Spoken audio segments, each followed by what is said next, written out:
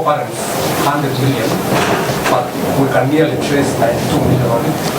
Although it will be nearly very difficult, nearly impossible to recover these monies, but at least we made an effort to trace where that money went.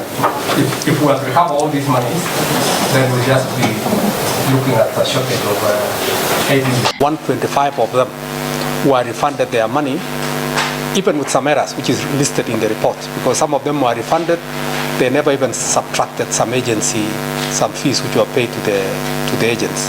And that is really what drew down the account to very low amounts because of the near panic withdrawal. Most of them were being threatened to be returned because the second semester fees was due.